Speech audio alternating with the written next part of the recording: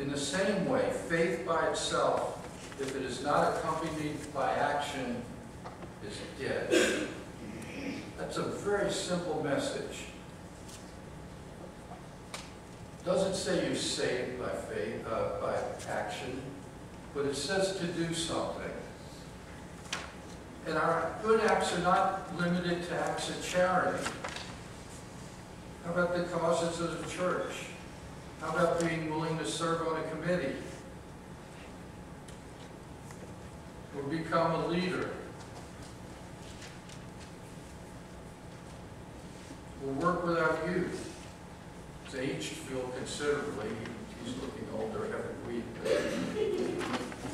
But think about it. Using your talents in worship service. Donating to the quilters group. Becoming part of the quilters group. Helping with Vacation Bible School. Starting your own small group. Giving your talents in some way to help others. We all know that Jesus went around doing good. He healed the disabled, the lame, the deaf, the blind. He embraced outcasts, lepers, prostitutes, tax collectors. He made times for widows, orphans, children. He took the side of the poor, the little guy, the underdog. He befriended the lonely. He went out of his way to minister to the sick. If you know me, you'll know that I talk to everybody that I get an opportunity to talk to. If you travel, and they're laughing already. If you travel with me, you're talking to a lot of people. And people want to tell you their life story. They really, really do. We were in line, and I forget what ride it was. Said to the woman, how's life? And she went on and on and on. I learned she was divorced, remarried, their kids were this and that and that. And these were the problems they had. They want to open up. And all I asked was, how was life? But by the end of that, we became pretty friendly, and we were both smiling. And we were all smiling. But people want to share. They want somebody to care about them. How do we measure up as a church in doing this?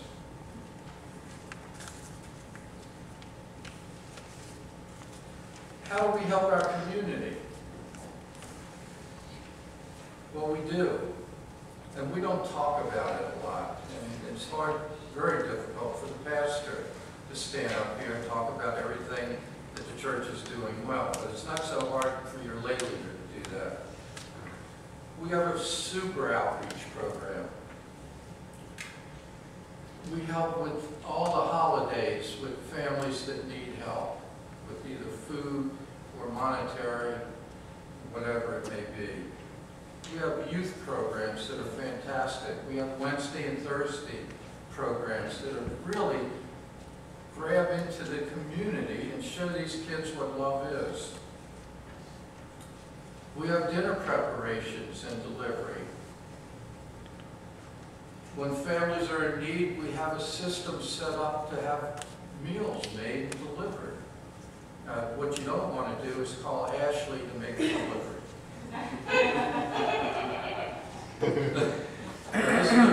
This is a private story, but I'm going to share it with you if you promise not to.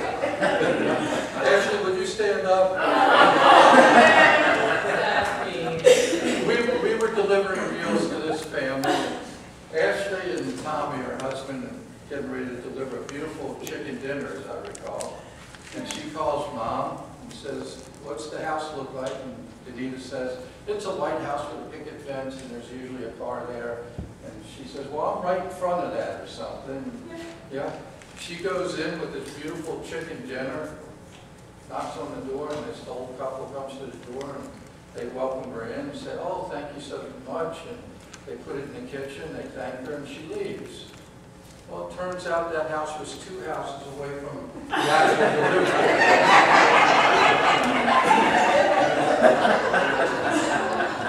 They took the chicken. That's obvious. Wow.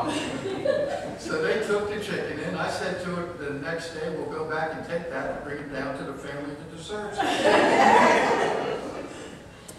So we do things. The quilting group is a magical thing when you get a quilt. It's a beautiful thing. I would love to see the soldiers that are serving over there and people in need to get one of these little quilts. I mean, we do touch people's hearts. We do apportionments at 100%. And this is a highly hot topic for some people because they say, why do we do that? We give a lot of money for apportionments, which is essentially the conference. But the conference does things that our local church cannot do.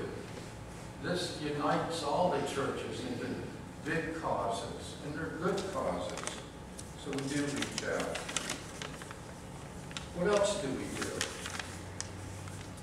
We have shut-in visitations, we have communion, we have visitations by the pastor's wife to families in need. We keep in touch with those that are in need. The youth programs become better and better every year, I think. Many churches have problems getting nominees for offices and for filling spots. We don't have that problem. Many churches beg for musicians to play the organ or piano.